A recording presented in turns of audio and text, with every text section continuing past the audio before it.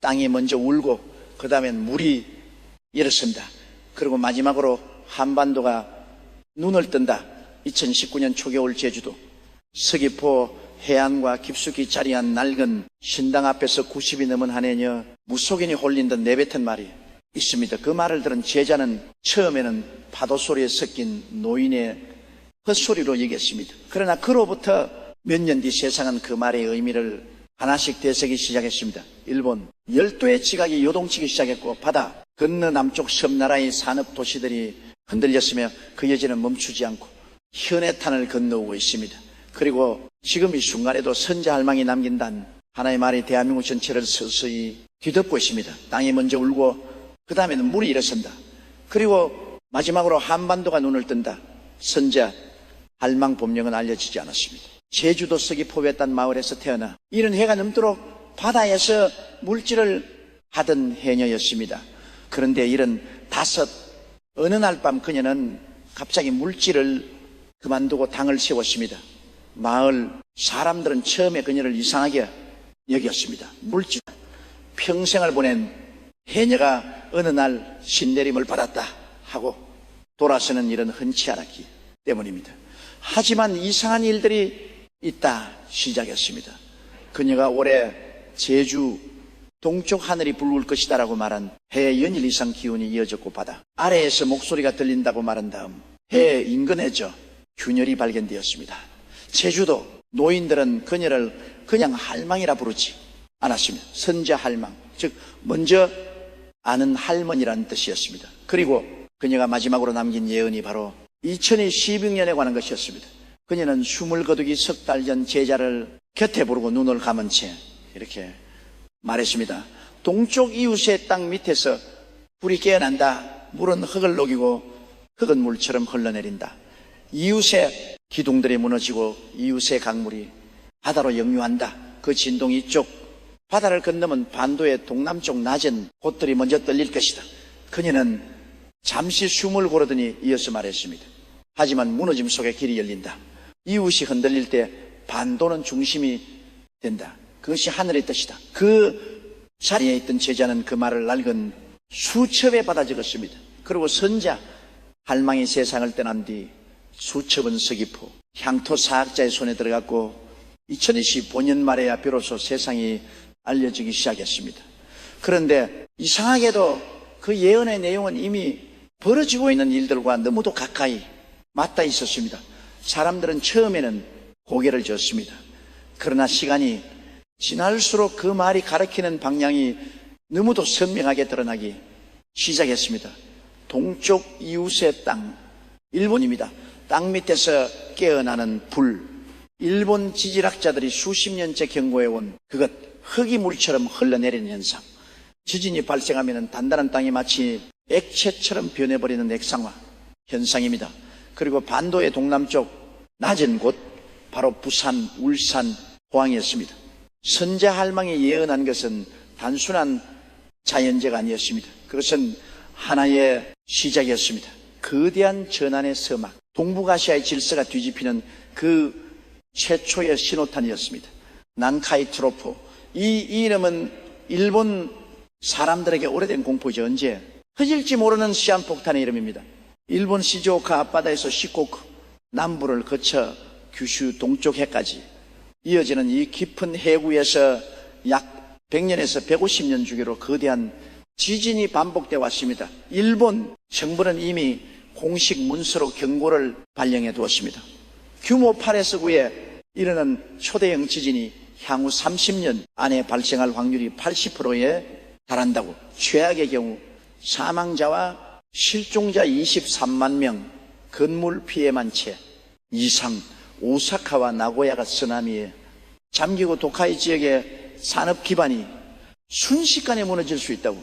그런데 이 지진이 일본만의 문제가 아니라는 사실을 아는 사람은 얼마나 될까요? 연세대학교 홍태경 교수의 경고는 단호했습니다.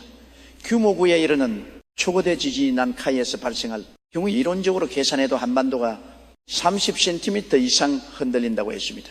한반도 남부와 난카이 해구 사이에 거리는 불과 800km. 2011년 동일본 대지진이 1200km 떨어진 곳에서 발생했음에도 한반도가 동서방향으로 삼시엠 늘어나며 이후 경주 지진과 포항 지진을 불러왔다는 사실을 기억해야 합니다. 난카이는 그보다 훨씬 가깝습니다. 그리고 동일본 대지진으로 이미 한번 약해진 한반도에 지각이 또 목을 가다듬은 한 번의 충격을 받는다면 그 결과는 아무도 장담하지 못한다고 전문가들은 입을 모았습니다. 선자할망은 이것을 알았을까요? 그녀는 지질학교 교수도 아니었고 지진 데이터를 분석하는 연구자도 아니었습니다.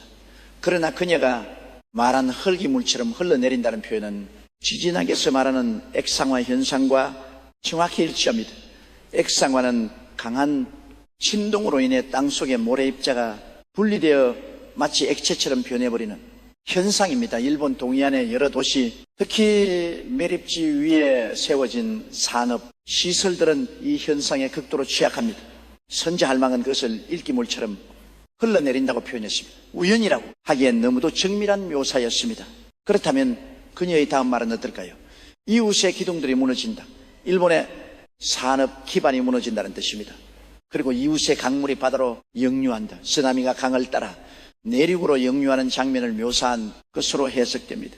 2011년 동일본 대지진 당시 실제로 일어났던 일과 완벽하게 일치하는 표현입니다.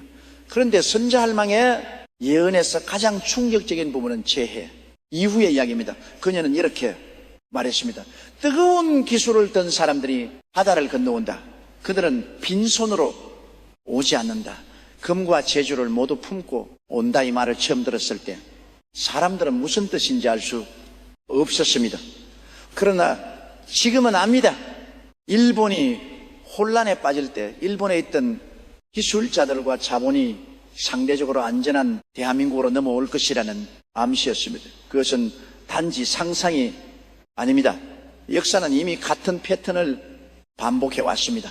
거대한 재해 이후 사람들은 이동합니다. 기업은 안전한 곳으로 이전합니다. 자본은 무너진 곳을 떠납니다. 그리고 이번에 그 목적지가 한반도가 될 수 있다고 선자할망은 이미 수십 년 전에 말해둔 것입니다. 그런데 선자할망만이 이것을 말한 것은 아니었습니다. 이상하게도 동서양의 여러 예언자들이 같은 시간대를 같은 방향을 가리키고 있었습니다. 다나 스님의 이름은 한국인에게 낯설지 않습니다. 평생 역학과 불교 사상을 연구하며 이 땅에 운명을 논냈던 그분이 생전에 이런 말을 남겼습니다. 일본은 침몰하고 중국은 분열하며 한반도는 세계 정신적 중심이 된다. 많은 사람들은 이 말을 지나치게 비현실적인 주장으로 여겼습니다. 그러나 일본 열도가 지각 변동으로 지형 자체가 바뀔 수 있다는 가능성이 지질학적으로도 논의되기 시작하자 사람들은 그 말을 다시 꺼내 들었습니다. 다나 스님은 또 말했습니다. 동북의 기운이 움직일 때 한반도는 가장 적은 피해를 받는 땅이 된다. 한반도는 일본 열도라는 자연 방파제 뒤에 있습니다. 지질학자들도 같은 이야기를 합니다. 반반도 남부가 영향을 받는 것은 불가피하지만 일본이 받는 것에 비하면 훨씬 적다고 다는 스님은 그것을 자신만의 언어로 말해 두었던 것입니다. 그리고 서양에서도 같은 목소리가 있었습니다. 불가리아의 맹인 예언가 바바가 그녀는 9일 테러를 강철로 만들어진 두 마리 새에 대한 공격으로 묘사했습니다. 2004년 인도양 쓰나미를 거대한 파도가 밭을 덮친다고 경고했습니다. 체르노빌 참사도 소련의 붕괴도 그녀의 말 속에 먼저 있었습니다. 그런 그녀가 2016년을 전후하여 이런 말을 남겼습니다. 땅의 칠에서 팔이 무너지고 새로운 질서가 아시아에서 싹을 띄운다. 어디서 칠에서 팔이 무너지는가에 대한 구체적인 언급은 없었습니다. 그러나 사람들은 지금 그 숫자가 일본 열도를 가리키는 것이 아닌가 하고 조용히 이야기하고 있습니다. 바바가의 예언은 항상 결과로 증명됩니다.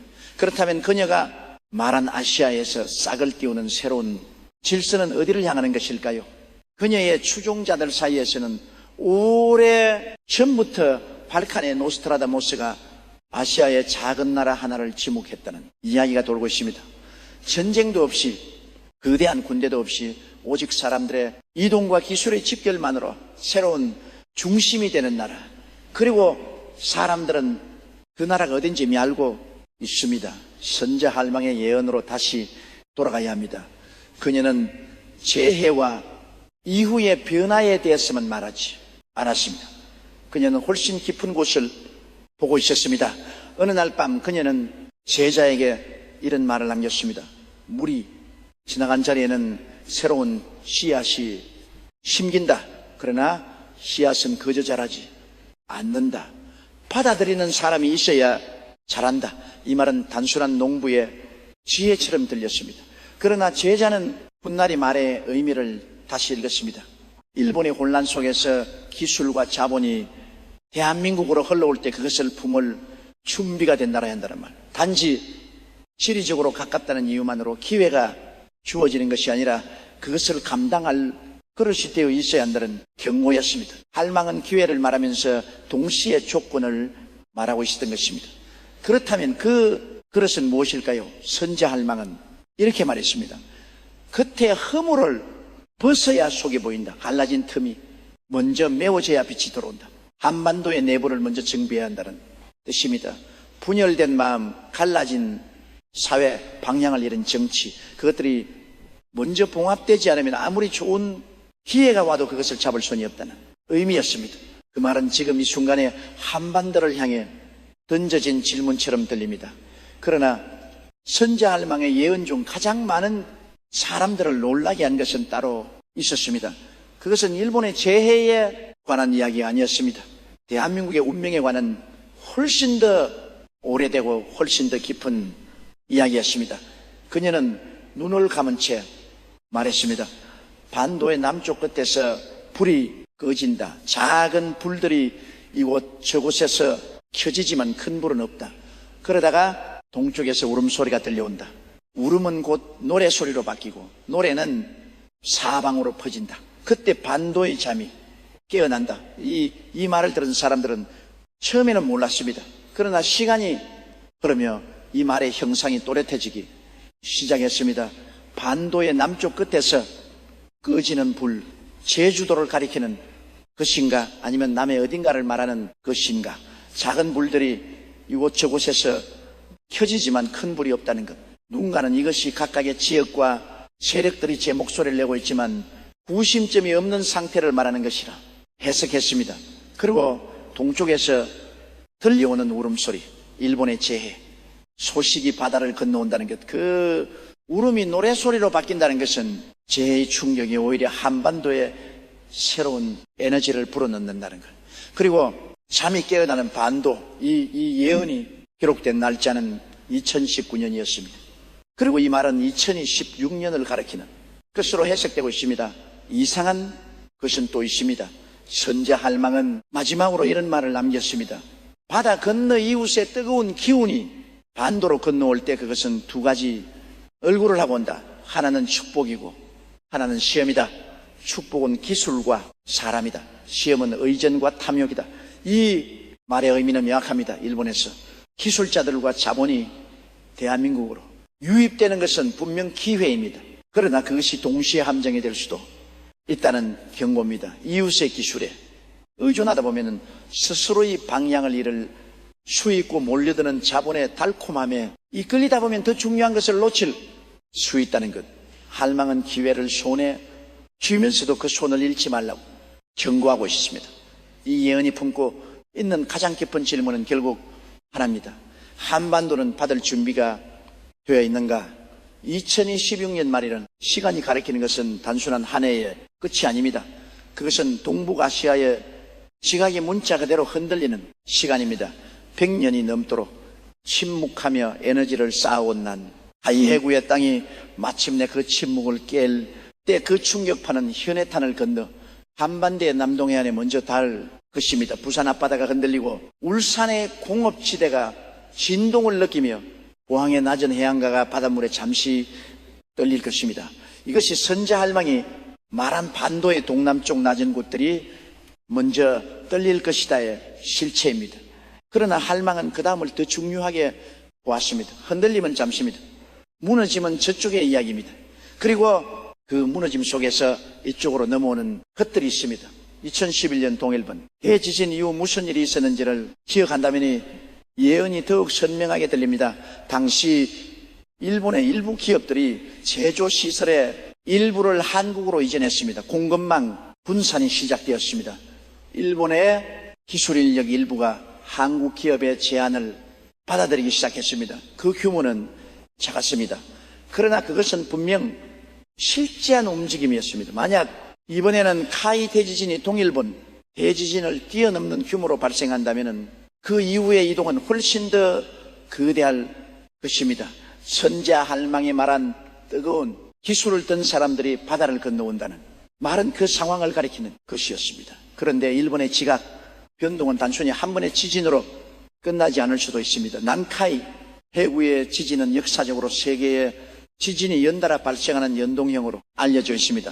도카이, 도난카이, 난카이가 수분에서 수십 분의 간격을 두고 차례로 터지거나 거의 동시에 발생할 때 그 에너지는 단순 합산이 아니라 기하급수적으로 커집니다. 일본 토모카케는 이세 지진이 연동 발생할 경우 피해 최대 일경 3,000조 원에 이를 수 있다고 추산했습니다. 일본이 세계 최빈국으로 전락할 수 있다는 극단적 시나리오도 제시되었습니다. 그 상황에서 일본의 자본과 기술은 어디로 향할까요?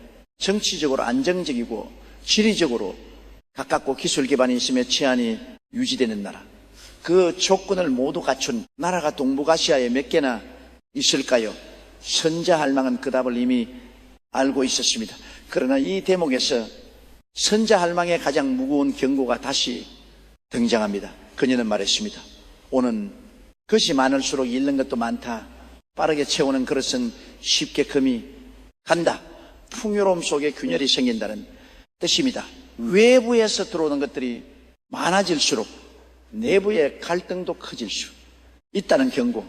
어느 지역이 더 많이 받느냐, 어느 기업이 먼저 손을 잡느냐, 어느 세력이 새로운 물결을 주도하느냐를 놓고 내부 싸움이 벌어질 수 있다는 암시였습니다. 그리고 할망은 이 경고를 들은 제자에게 한마디를 덧붙였습니다.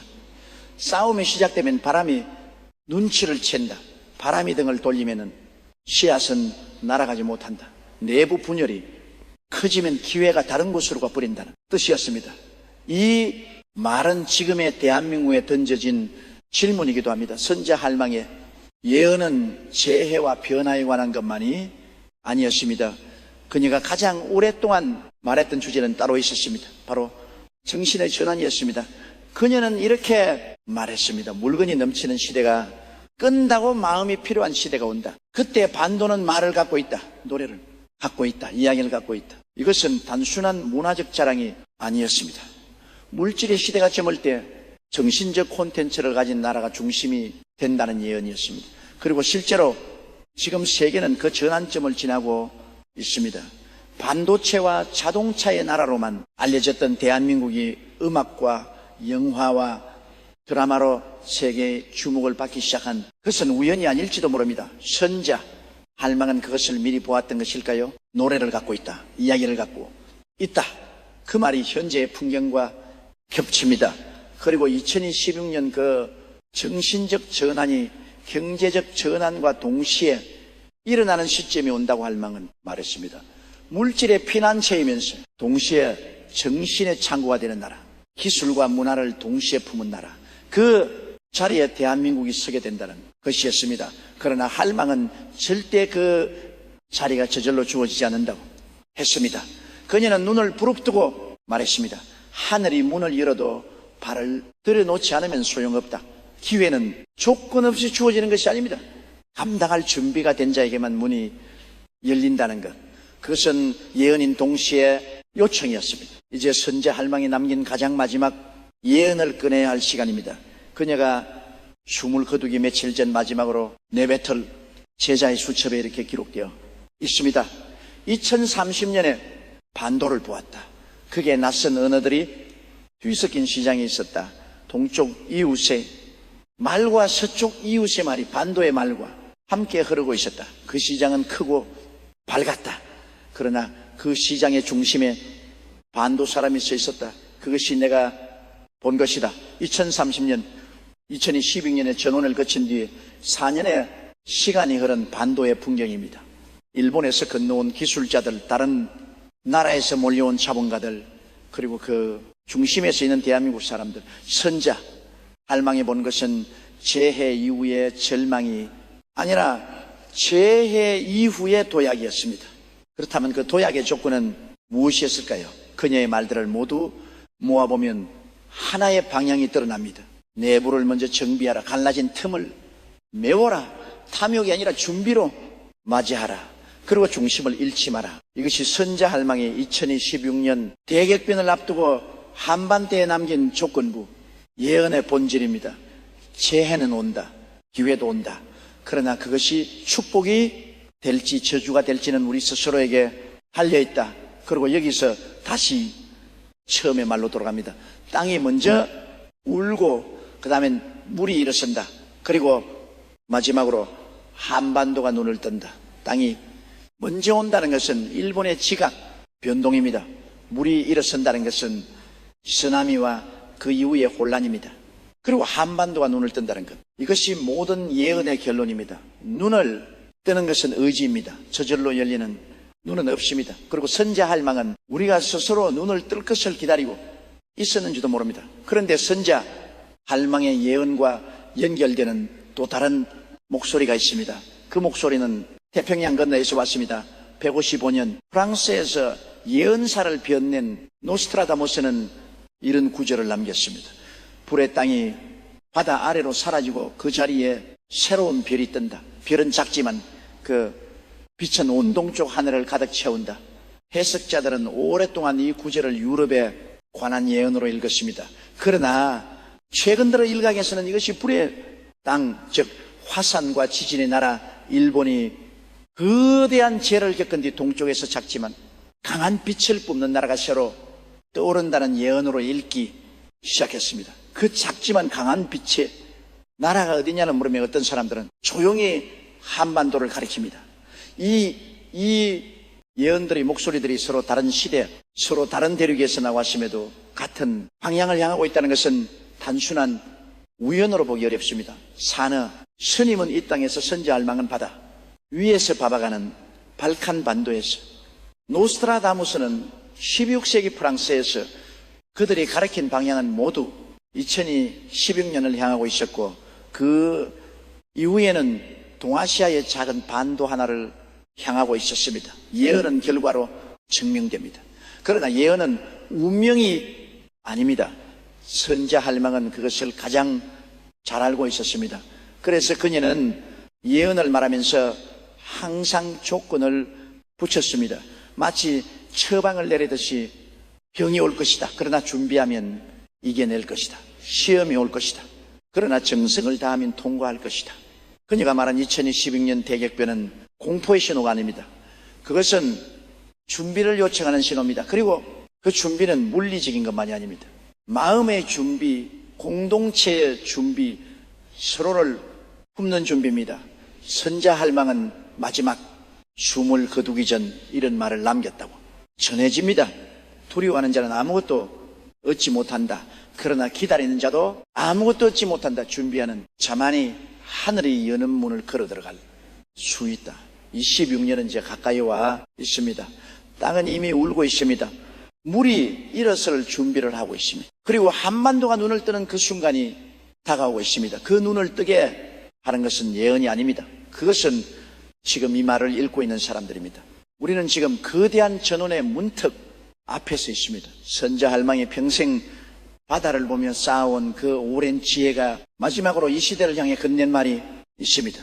파도는 막을 수 없다. 그러나 배를 단단히 하면 파도를 타고 앞으로 나아갈 수 있다. 파도를 막으려 하지 마십시오. 파도가 오는 것을 두려워하지도 마십시오. 다만 배를 단단히 하십시오. 내 안에 그들을 단단히 하십시오. 곁에 있는 사람들을 단단히 붙드십시오. 그것이 선자 할망이 2016년을 앞두고 우리에게 남긴 마지막 당부입니다. 예언은 답을 주지 않습니다. 예언은 질문을 남깁니다. 선자 할망이 우리에게 남긴 질문은 이것입니다. 한반도는 준비가 되어 있는가? 우리는 눈을 뜰 준비가 되어 있는가? 그리고 눈을 뜬 뒤 무엇을 볼 것인가? 그 질문에 답하는 것은 예언자의 몫이 아닙니다. 그것은 지금 살아있는 사람들의 몫입니다.